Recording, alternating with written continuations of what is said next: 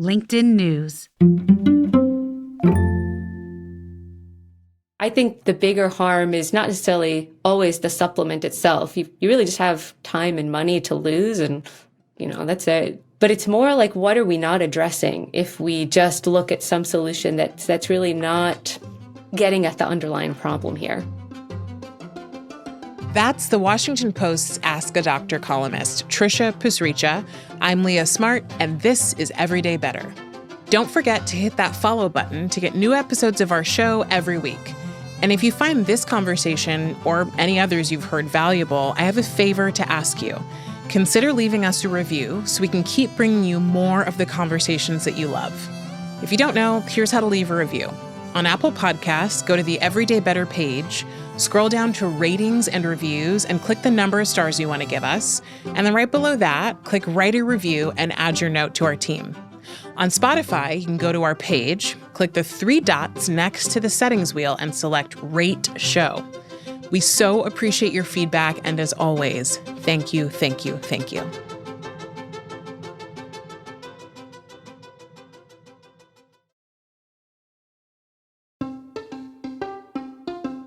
Hey everyone, from LinkedIn News, I'm Leah Smart, and this is Everyday Better, a personal development podcast where every week I sit down with some of the world's brightest minds and bravest hearts who use science and story to share strategies for how we can flourish individually, in relationship to others, and to the world around us.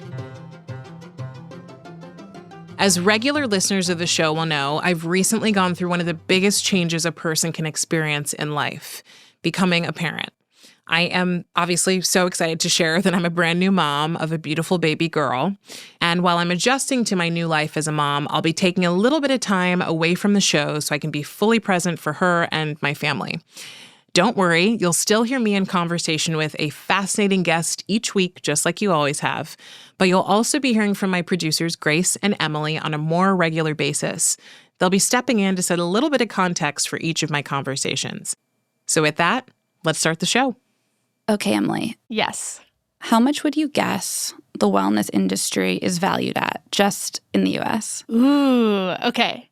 Billions, for sure. Mm-hmm. I'm going to guess like 200 billion.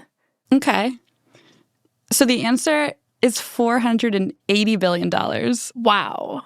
And just to put that number into perspective, that's how big the entire creator economy is expected to be by 2027. And I was thinking about this. Yes. And I was like, maybe we shouldn't be surprised because wellness encompasses so much. Like, it's really everything from alkaline water to red light therapy to snail serums to collagen supplements. Totally. And I don't even consider myself to be a true wellness girly. And I wonder how much money I've spent in the past year on all those things, on skincare, on protein supplements, things like that. Well, so I was going to ask you, because I am famously not on social media, I sometimes feel out of the loop on this stuff. But you do a better job of keeping abreast. I am chronically online, yes. Of health and wellness trends. So just out of curiosity, what is big on your social media right now? Right now, a lot of my content that's wellnessy would be about morning routines. That's huge right now. And I will say the last time I think I fell for a wellness trend, this summer there was this big thing called the Sleepy Girl mocktail. And it was cranberry juice and bubbly water and then magnesium. And you made a little cocktail to kind of make yourself sleepy at night. And I bought all the things. I don't know if it really made me sleepy, but it probably had a placebo effect at least. No, that was big. I mean, that trickled down even into my ecosystem. Oh, wow. I remember that one this summer. And this is the point that I want to make, which is that I think probably 95% of the wellness trends that we're aware of are born on the internet, right? They're popularized by and then often marketed to us, consumers, by influencers, not by doctors. Right, which is why it's so hard to tell if you're falling for just some wellness trend and you're a sucker, or if this stuff is actually rooted in science and is going to make you feel better. So glad you asked. That's why today we are joined by medical journalist and Dr. Trisha Pasricha. Trisha's a neurogastroenterologist. That means she studies the gut-brain connection. And she writes a column for the Washington Post called Ask a Doctor. And that's what we're going to do today. We had so much we wanted to ask Trisha, so we actually are going to have her on for 2 conversations in a row. In this episode, Trisha and Leah get into health misinformation, why there's so much of it, especially in recent years, and why there's so much conflicting information online when it comes to our health. Trisha also talks about the most common questions she gets from readers and what those questions tell her about what's actually on people's minds. As we were putting this episode together, we also put out a call to listeners for their most pressing questions about health and wellness. So in the second half of the show, Trisha will be answering your questions. We're getting into leaky gut, seed oils, continuous glucose monitoring, and more. Okay, before we start the show, I just want to add that I loved this conversation because it's really much deeper than just a fact check of some buzzy health topics. I think Leah and Trisha are really getting at what's going on underneath the surface of these fads. So why they're so popular and what that says about our larger fears and goals when it comes to our health. Okay, let's start the show. I got into what I'm doing. So I'm a medical journalist. I write the Ask a Doctor column for the Washington Post. I got into that work when I was in college. I started writing for CNN. I did internships at ABC News, even as I was studying to be pre-med and became a doctor. So I always knew I wanted to have some role in the media. But things really crystallized for me when the pandemic happened in 2020. And I had been at that point a little bit out of the media for some time because I had been sucked into medical training, as one has to do. But it was a time when I was really struck by how wrong things can go when we don't communicate our science well. And so we were seeing all of these different stories that came out during the pandemic, some of which were very science-based, and then some which had this like slight kernel of truth that had some nugget of science in it, but were backing an entirely irrational intervention or proposition or healthcare policy.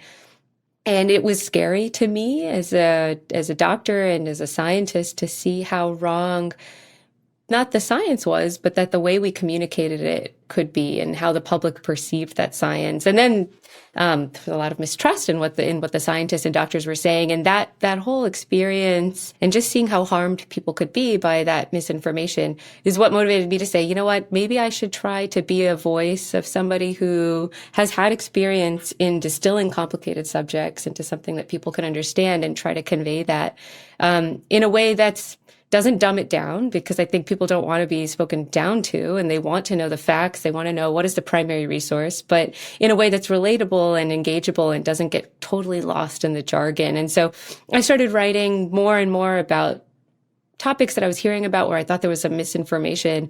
And eventually the Well and Being editor at the Washington Post asked me to join the team, and I was so thrilled to do that. And it's been really wonderful since. You know, I think there's a really positive thing about the fact that we have more access to health-related information as the public than we've probably ever had before. That also means we have access to a lot of misinformation, and or like it's like a game of telephone that by the time you get to your TikTok or, Instagram post from so-and-so who says they're an expert, you're hearing, like you said earlier, like a kernel of truth and then a lot of other stuff around it. But I do think, and I'm sure this is a big part of the reason they asked you to join the team at the Washington Post, that we are hungry for information that used to feel like it only belonged to a certain set of people, and that was our doctors or scientists. I'm curious, what kinds of things are you hearing from people who just want to know about health and want to be able to live well? That's it. You're making all really good points. I think just like the country and the way we convey science has really changed.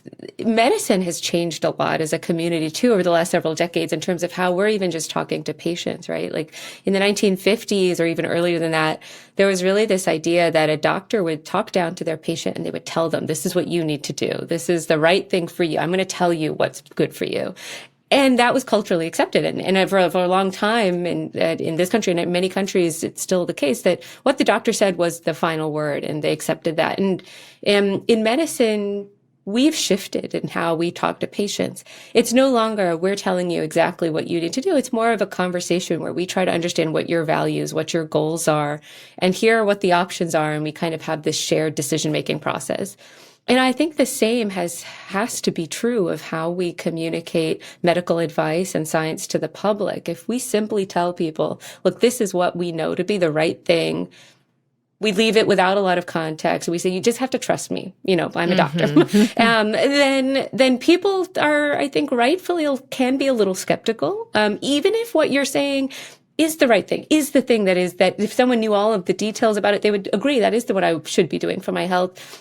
If you just give it to them as like a top-down kind of approach like that, people don't take it the same way as they would have maybe in decades past because we're different. And the world, the way we communicate changed. Social media is a big part of that. And so I think what I hear from a lot of my readers who write in and certainly from my patients is that they love the fact that what I write is never really a hard and fast, here's what you always have to do. And here's always the right choice, and here's the absolute wrong choice. It's usually, that's true of anything in medicine. There's usually some gradient.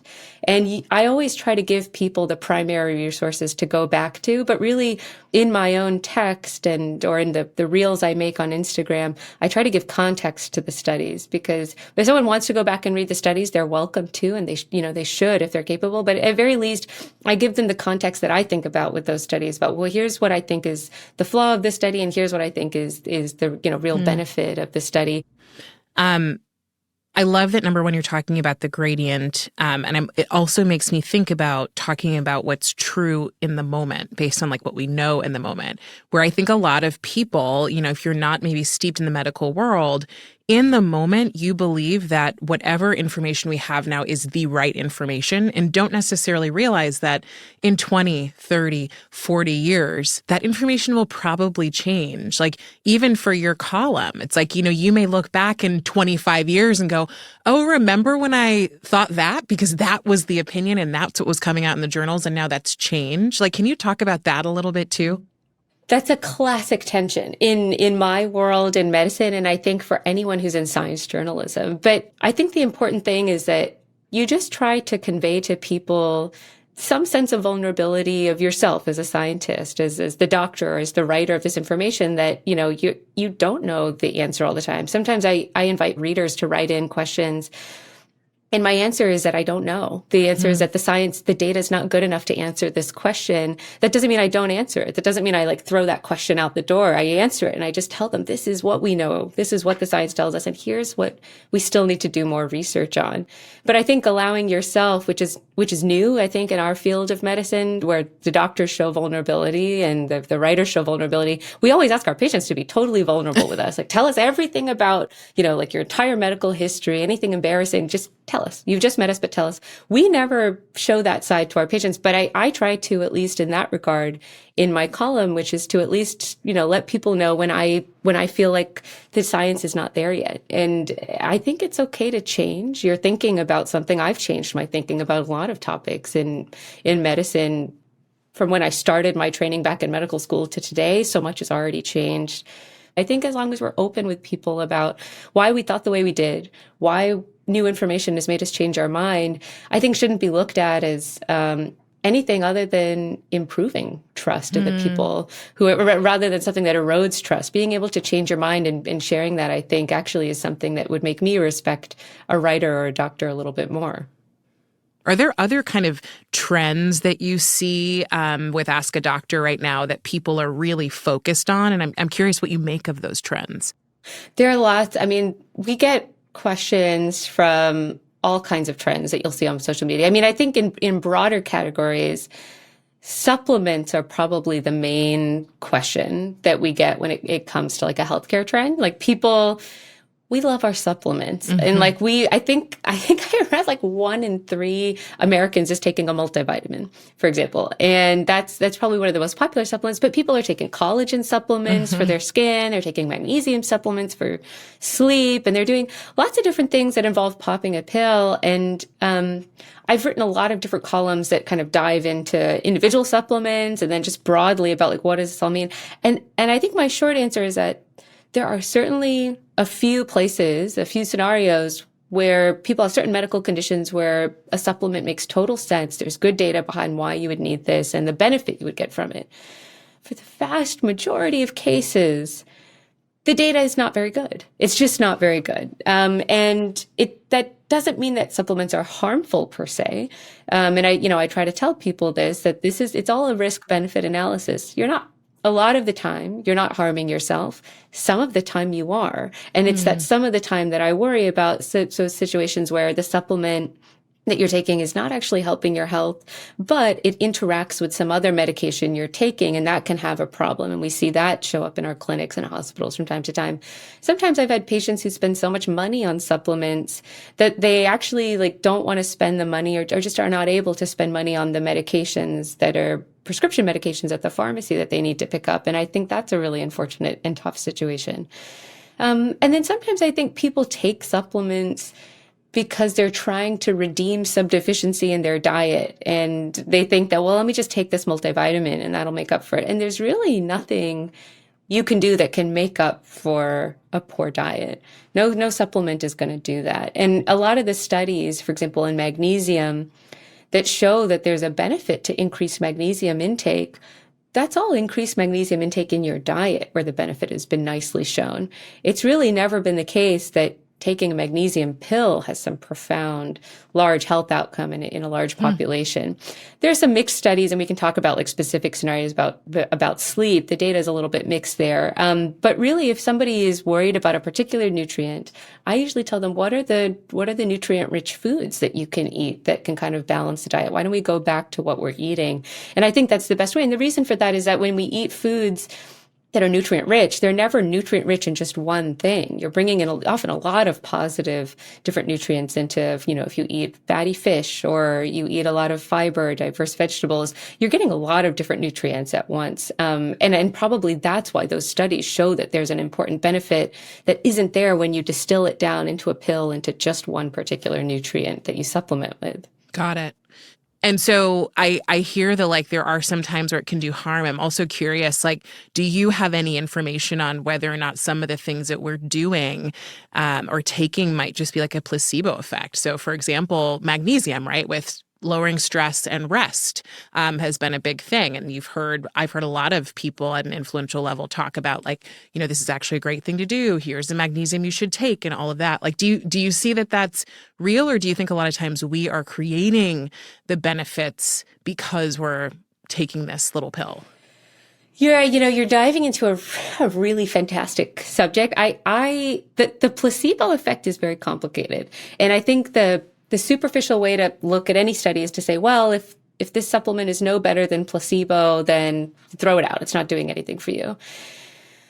It's actually probably much more nuanced than that, in the sense that it may be no better than placebo, but it's there may still be a biochemical change that even something that's not bioactive in the way you think it is still producing some change. Maybe it's in your central nervous system or otherwise that's having the effect you want.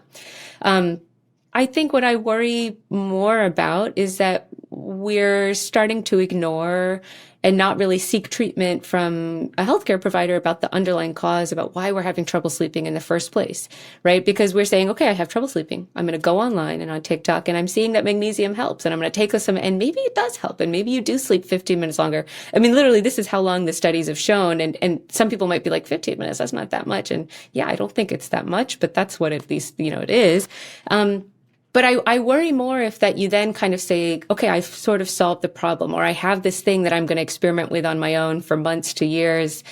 And this whole time I had sleep apnea, which actually I needed to get treated. And there's all of these negative health outcomes by not getting that treated that I'm not addressing because I found the answer online or I found something that I think is the answer to the problem. So that's actually the thing I worry more about. And I see this a lot with people who take like iron supplements. They're like, I'm fatigued. Let me just try an iron supplement. I heard this can help. And look, maybe it does help.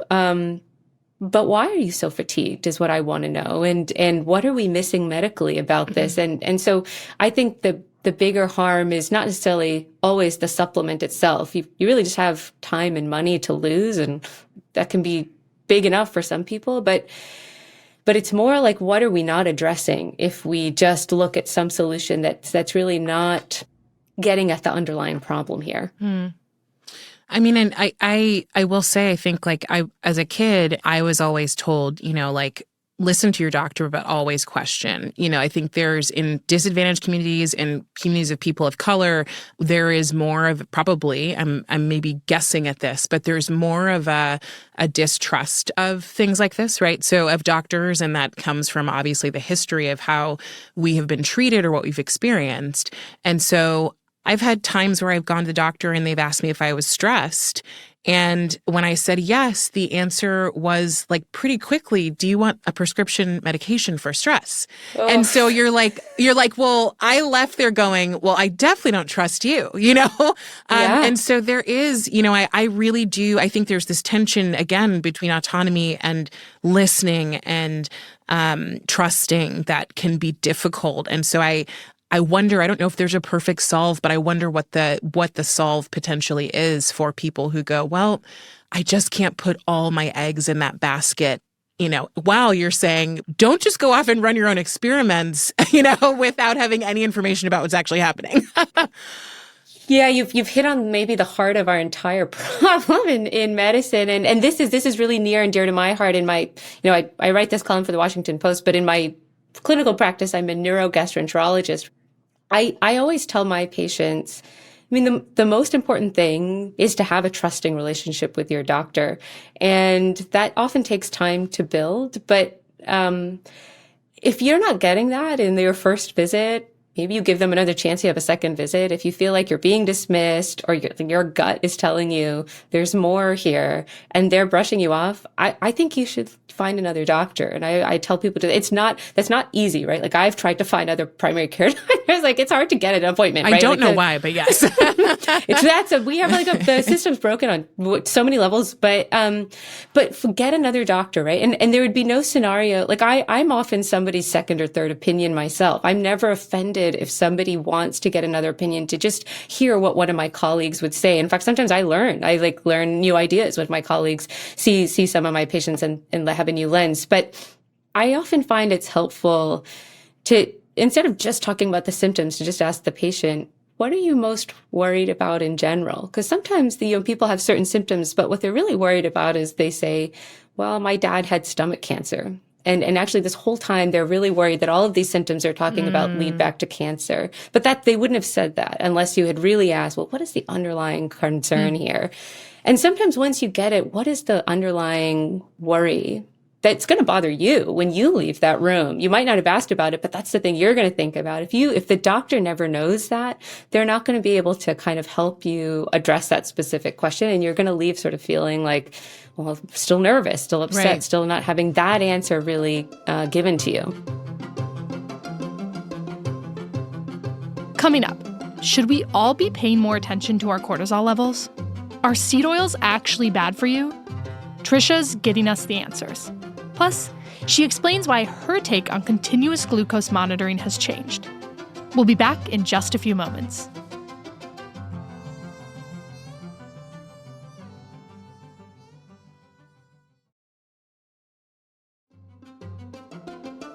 And we're back with medical journalist Dr. Trisha Pasricha.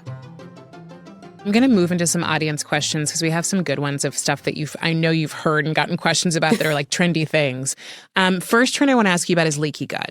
Is this a thing? And what is it? I love that you asked that.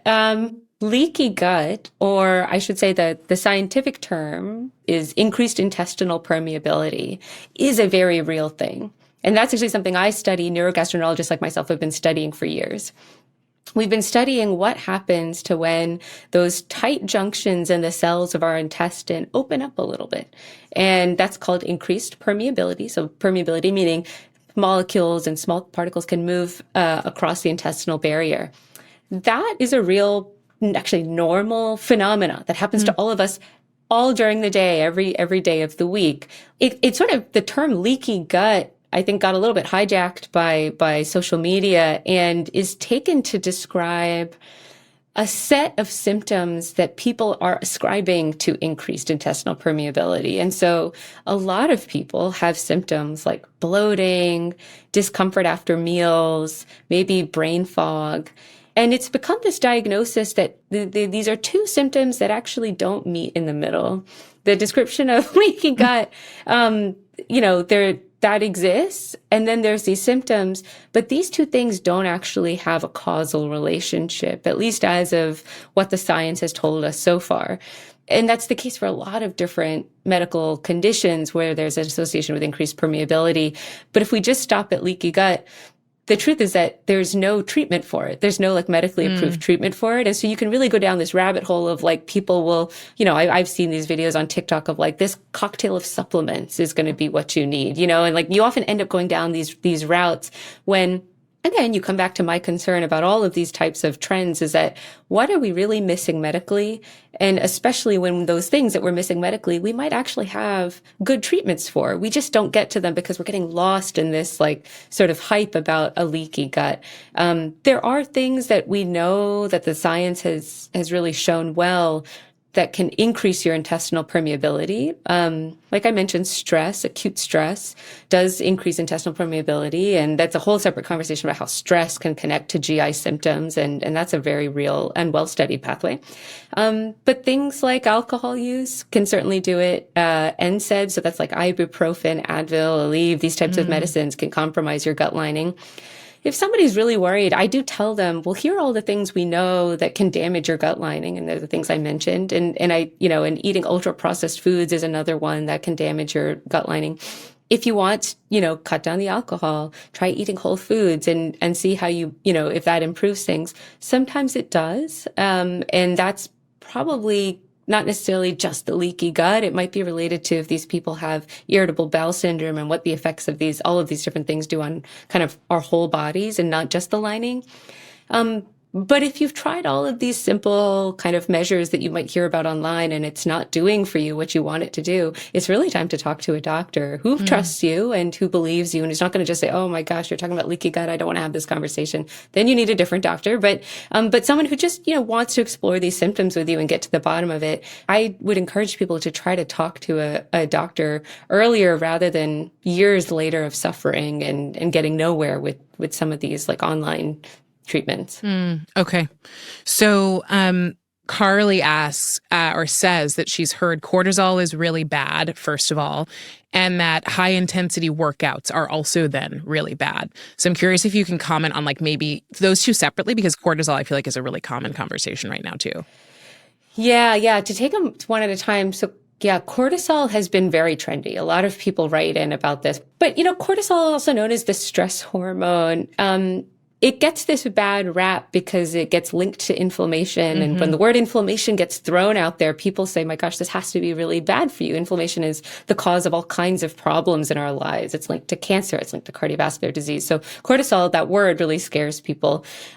If you just go back to medical physiology, though, cortisol is present for a reason. There are moments where the body needs to produce even a short-term stress response in order to sometimes just fight an infection or to wake yourself up in the morning and just go about your daily life. That is not necessarily so bad for you. In fact, it's just part of how we live and how we fight off problems that attack our body.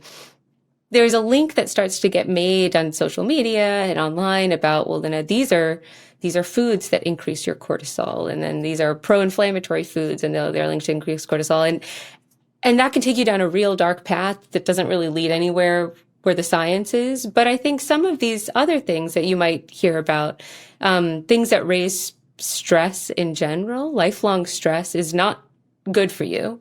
And high levels of stress have been linked to bad cardiovascular outcomes. I think if we're talking about ways to reduce our stress, that's only a good conversation to have. Sure. And that will only help your almost any aspect of your health. If we start focusing specifically on some lab value like cortisol, which is part of this much larger complex network of that stress regulation pathways in our bodies, we're going to miss the bigger picture, and we're going to be chasing a number that is not a direct correlate with these health outcomes that we're worried about. So I think my short answer, and in the bigger picture, is that cortisol can be good and bad. It just plays a normal role in how our body functions. And the thing that we should be focusing instead on is just how do we reduce stress in our lives? Because that's the main thing that has important cardiovascular or cancer or other health outcomes that we should be worried about. Got it. Kyle wants to know about continuous glucose monitoring for non-diabetics. What are your thoughts on that? Yeah, this I've done a lot of research on. So continuous glucose monitoring, the idea is that people who have diabetes have been using continuous glucose monitoring for a very long time. And it's very helpful to get this kind of minute by minute almost track of what your blood sugar is looking like, and then use that information to decide, well, how much insulin do I need to give myself? So it's been very effective and safe for years in the diabetic population. Recently, people without diabetes have started using them mainly to track their own blood glucose levels, and with the idea that tracking what your glucose levels do might help you make more healthy, informed decisions about how you eat, how you exercise, how you move during the day. That idea itself, I think, is not inherently so awful. I find that most of the information you could glean from a continuous glucose monitor, you could learn just by reading about how your body works. And you could learn about what are the things that spike my blood sugar and what are the things that help have a more continuous release. Like, you and I could know right now that if we were to eat something like a piece of birthday cake, that's going to have a different effect on our blood sugar than if we were to eat something high in fiber, like some whole grain piece of toast. The whole grain piece of toast is going to have a much more slow, steady level of glucose release over time than the quick spike we're going to get with something that's more densely packed with glucose, like a piece of birthday cake. I think sometimes just hearing that kind of information from a doctor or reading about it, the information doesn't stick as well as when you see it play out in real life, in your own life.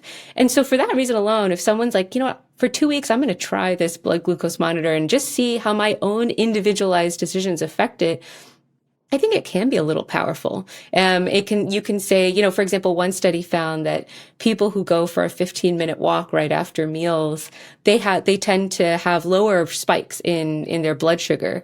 And I've had patients who said, like, you know what, like when I watched that happen, I watched what happened when I ate a meal and I took a brisk walk afterwards. And then, I ate a meal and I just kind of sat on the couch and I was a little bit of a potato. I saw a big difference even with the same meal. That really motivated a change in their behavior, much more than me saying, make sure you go for a walk after your meal. It's really good for you. Careful with that birthday cake. Yeah, exactly. Yeah. And even though the information didn't change, the advice didn't change, seeing it in your own real life, I think sometimes can be that extra trigger. And I don't think that that's so bad. In fact, I think it can be very helpful.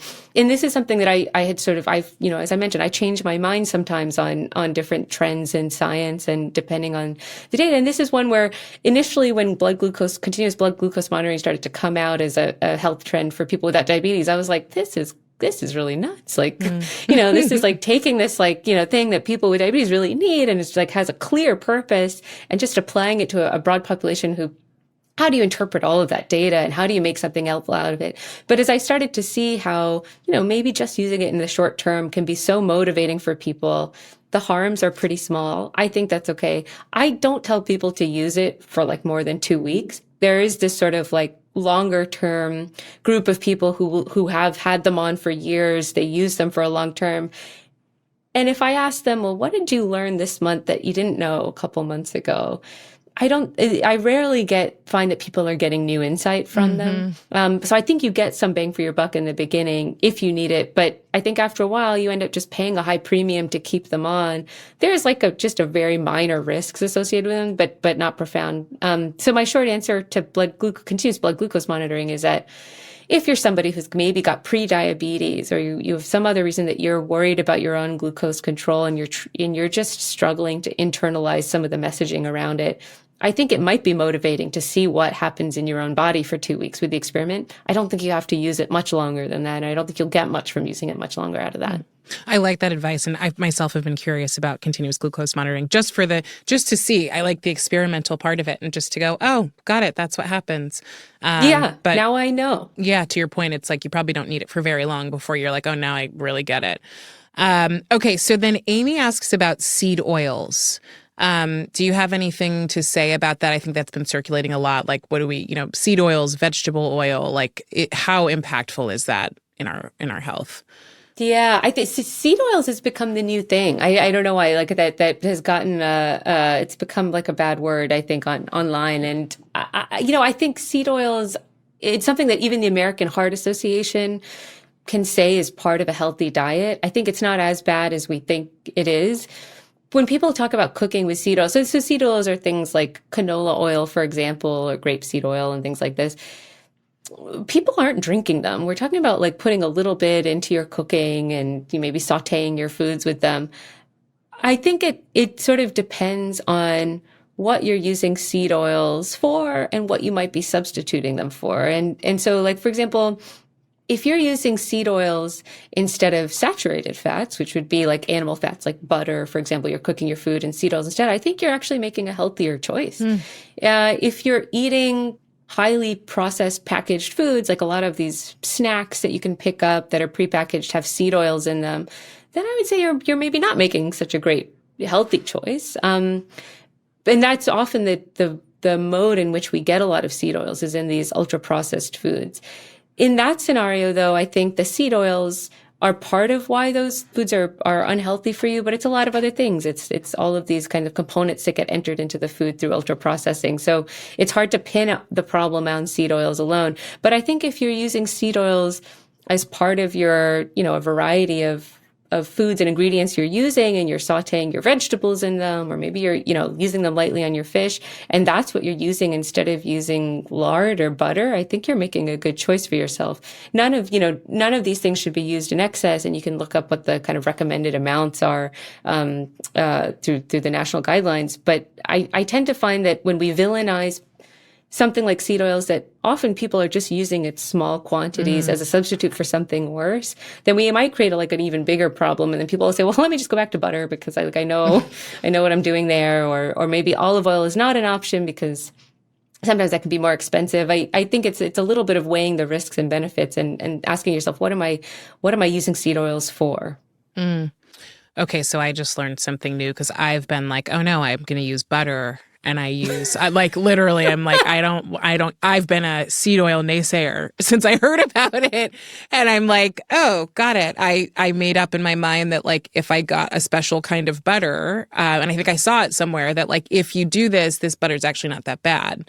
And I hate to, I don't like saying, oh, this one food is bad. Sure. This one food is good for you. And I think that that's true of butter. Like it's true of lots of different foods that we eat. Good health is just, it's the sum of the numerous daily micro decisions we make over a lifetime. Like somebody who has one glass of wine every couple of months to celebrate or to have a nice time, it's very different than somebody who drinks 3 or 4 glasses of wine a week. And so we all have to make these small decisions about the benefits and the cons in our daily lives that I can't make for you, your doctor can't make for you. Nobody's going to tell you this like one thing, this one time you have butter, or even these multiple times you have butter in your omelet, because who doesn't love that is like the thing that's going to be so awful for you.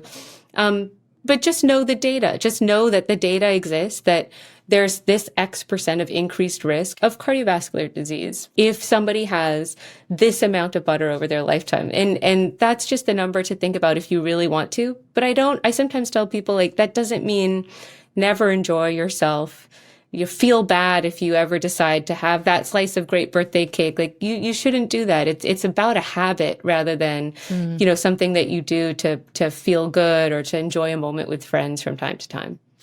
Yeah, well, and it's interesting, right? Because you hear about like the risks being increased, but you also then hear the stories of like the family member who, ate ultra processed foods for their whole life and drank alcohol their whole life and lived to be 99 and was fine. And so you kind of like, again, I think it can be difficult to distill like, okay, what's the right thing to do? But we're also talking about like many factors that impact, I'm sure. Yeah, I mean, this is actually something that comes up a lot in the comment section of my columns, is like people saying like, I'll lay out some set of advice based in with what the risk kind of percent changes are with making certain changes in your habits. And then you'll get all of these comments that say like, I did none of these things. And like, I feel great. And I'm in my 70s. And that's wonderful when that happens, but I think of almost any health outcome, it's like you're stacking these blocks up over time in your life. And at some point you hit some threshold over which if your blocks, cross that threshold, you get the disease. And some people are just born with more blocks stacked up than other people. They're born in situations where they have genetics that are working against them, or they grew up in environments where they ate a lot of ultra processed foods, or they had environmental exposures, which they had no control over. That was just how they grew up. And then they do all of the right things that they can recall. They exercise, they eat healthy, and they still get the disease. And you say, why did this happen? Like, they did all the right things. It doesn't mean that the dietary advice is wrong. It's all about some percent risk change. It just means that we're all different and we all are coming to this disease from different places. And that's why everyone has to make that calculation for themselves. Like, am I happy taking this risk of 18% increased cardiovascular disease because drinking red wine every week is my favorite thing to do, and that's what I want to do? I'm not going to say, my God, you're an awful person for making that choice for yourself. I don't say that to people who smoke. I don't say that to almost anybody who's making choices. We're all adults. I'm here to inform and help you get on the path to health, however is feasible to do that. When I think about the reason that these social media posts or people who are, have expertise, they say, are sharing things, and the reason they pick up so much steam, even the reason that people love your column is like, we're all trying to, I think, control for something, right? It's like, ultimately, we all don't want to get sick. Like, that's really the thing, right? It's like, we're all just trying to keep from getting sick because we want to be, we may want to live a long time, but we want to be healthy a really long time, and we want to enjoy our lives for a long time. So I think that's part of it. And then the reality is we could have blocks stacked against us. So like there is also some openness to that, where I think people can get into this like anxious feeling of like, how well can I be? How much control can I have? And it feels like, based on what you just said, you could have two people, one who does everything right and still, gets some illness or some chronic illness, whatever it is, and another who doesn't do everything right and doesn't get it. Yeah, that's the toughest part of being a doctor. I think of being in medicine is you see this all the time. And I think in my column, I try to be very careful in my column and as a doctor about never using language that would make somebody feel like blame is being assigned for an outcome, right? Like, I think sometimes you'll read these stories about a celebrity maybe who gets diagnosed with cancer or something awful, and they'll be like, well, they used to smoke, right? And it's like, that doesn't mean, first of all, like, smoking increases the risk of cancer. But then you'll meet 100 other people who didn't smoke and get cancer, and we don't blame them either. And so I think everybody's coming at it from a different place. And that's like sort of the difference between equity versus equality. Like, we're starting at different places here, and blaming people for these outcomes.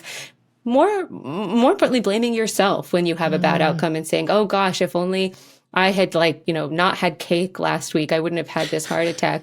I don't know if that's really it's hard to assign blame to yourself. I think all we can do is do the best we can over time. And it's really that over time question that becomes more important than just like one individual choice at one moment. I mean, I love that point. It feels a lot more open than like, this is good or this is bad and you should or shouldn't be doing this, because ultimately we also live in a world where we're constantly being marketed all of these things.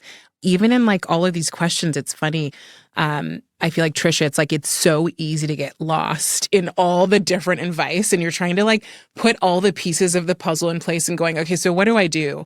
Like, what would you say our focus should be on when it comes to our general health? Yeah, I mean, I think that the theme I come to in my column and I tell people is really cliched, which is that, you know, these trends and these commentaries about what's good for you and the science changes about like 20 different things, but the real basics about how to live a healthy life haven't changed in hundreds and hundreds of years, right? And I think it's really hard to hear your doctor say, well, eat more whole foods, exercise 3 times a week at least, you know, but don't smoke. By the way, don't smoke. Like that's like, if there's anything, if there's an absolute, that is the absolute, but it, you know, there's some nuance there. But, those are the things that I think, just coming back to the basics of our health, there hasn't been controversy about that. And even though it's the simplest, the oldest, most boring, annoying message when your doctor tells you to do those things, those are the things that we often like really haven't done at the point when we're starting to add in a lot of other supplements and monitoring our glucose and trying all of these other interventions that are sort of skirting around the fact that we just don't get enough fiber in our diet, you know, like, or the fact that we're not as active as we want to be. We're not working out 3 times a week. We're not getting 30 minutes of moderate to intense exercise. If we simply go back to the basics in terms of eating a healthy, balanced diet, high in fiber, exercising, avoiding smoking, minimizing alcohol, I don't know that we need to do 100 other things to try to circumvent what we've done with just some of those basics. So I guess that's where I'll end. Well, that concludes our part 1, Dr. Pasricha. We're going to come back next time, and I want to talk to you about how we think about the medical field, how people can become better researchers. You know, I'm putting that in quotes, but, you know, researchers when it comes to understanding trends instead of just, you know, jumping onto them, but actually going into why this is, what this is. How do I read a study?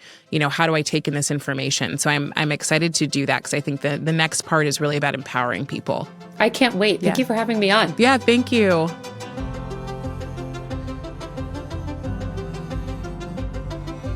That was Dr. Trisha Pasricha, medical journalist and the Washington Post's Ask a Doctor columnist. Everyday Better is a production of LinkedIn News. The show is hosted by Leah Smart and produced by me, Grace Rubin. And me, Emily Reeves. Asaf Gadron is our sound engineer. Tim Boland mixes our show. We get additional support from Alex Kutzniat-Sova and Ali McPherson. Sarah Storm is our senior producer. Enrique Montalvo is our executive producer. Dave Pond is head of production and creative operations. Maya Pope-Chappelle is director of content and audience development. Courtney Koop is head of original programming. And Dan Roth is the editor-in-chief of LinkedIn. Thanks for coming with us, and we'll see you next week.